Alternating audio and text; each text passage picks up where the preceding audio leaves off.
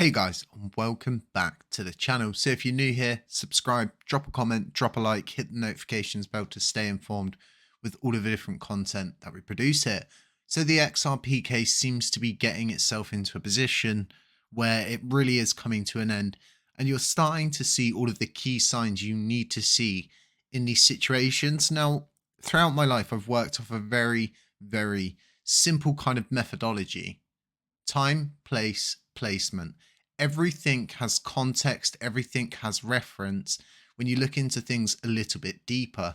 Now, there is a settlement conference being held today. We'll get onto that shortly. Let's take a look at this breaking news article because honestly, this is probably a historical moment, I would say, for XRP as a whole, for Ripple Labs, for everybody who's been backing their corner since the very beginning of this. Now, like I said, time, place, placement. We know that the SEC themselves have asked for a $2 billion fine.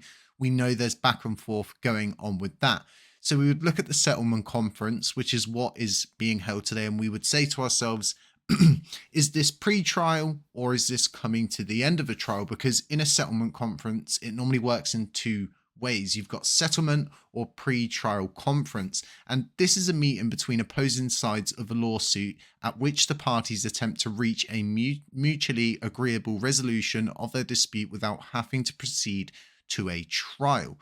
So we know this isn't a pre-trial conference settlement. This seems to be the real deal. We know the SEC would be more or less asking for money at the end of this. They wouldn't ask for it at the beginning. They wouldn't ask for it halfway through. They would simply go for the jugular at the end.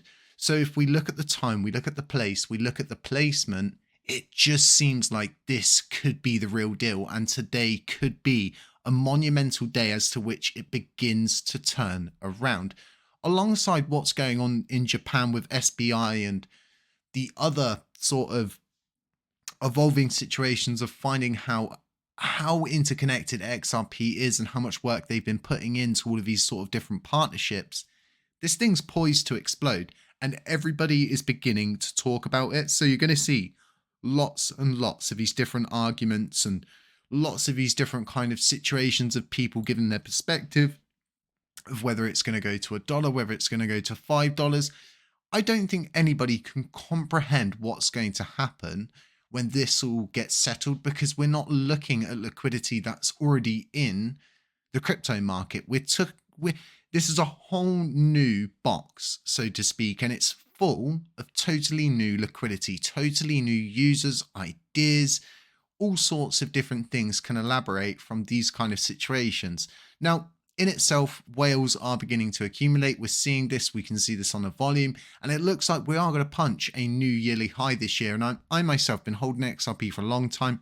I'm very excited to finally be reaching the moment in time where possibly this whole thing is just coming to an end. So you guys know me, I'm not a huge fan of news articles. I do like to go to the horse's mouth, so to speak. What I'll do is I'll leave a link to this as well. If you need to know anything that's going on with the SEC versus Ripple court case, you're going to find it here. It will be in the dockets. Everything you need to know from parties and attorneys to authorities, everything's in here. There's also ways that you can get all of the audio logs and all those different things, but we're not going to need to go into that. So let's look at the timeline. Let's look at what's going on. The most important thing right now is realistically this settlement conference: time, place, placement.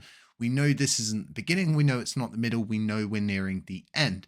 So what I'm wondering is it easier for the SEC and Ripple to just go, do you know what, you want you want 2 billion, we'll give you 1 billion, let's call it a day, let's end it here? Is this going to be the day? Is this going to be a situation where they come out of the courtroom today and instead of seeing pictures all over Twitter, you're going to see an actual news statement, some kind of briefing, something to give us the idea, the notion that this thing's done and dusted, it's settled, it's coming to an end, and everybody's moving forward in a positive manner? So I'm so excited to see what's going to unfold over the course of today. Now, regarding all of the different things that are going on, there is just so much in here, and a lot of it is just absolutely useless to us at this point because the court case is far gone past everything it needs to go past. And this really is just being dragged along at this point. So as to all of the different documents, like I said, I'll leave a link to this. Go through, look at whatever you want to look at. I'm not going to bore you with it. What's really important here is definitely what comes from the settlement conference. If we can get the documents, if we can see anything that's not been redacted, if we can get some kind of hint as to what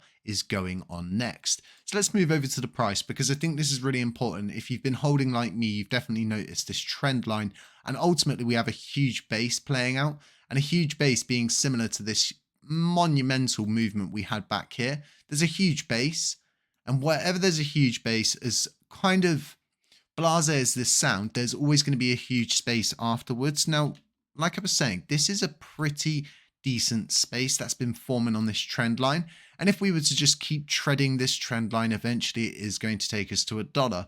But this thing's just poised to explode. If whales are accumulating, I've been accumulating more and sort of dollar cost averaging it into my bag.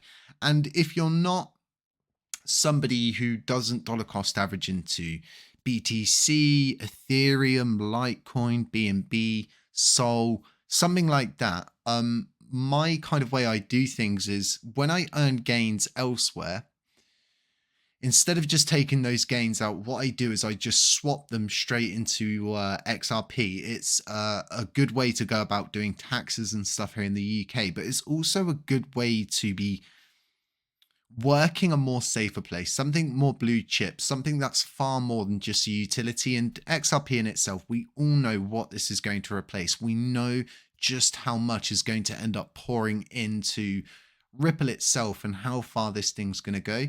Now, moving back to this trend line, I think within the next week to 2 weeks, we're going to see another punch out similar to this 20 to 30% punch out we saw here.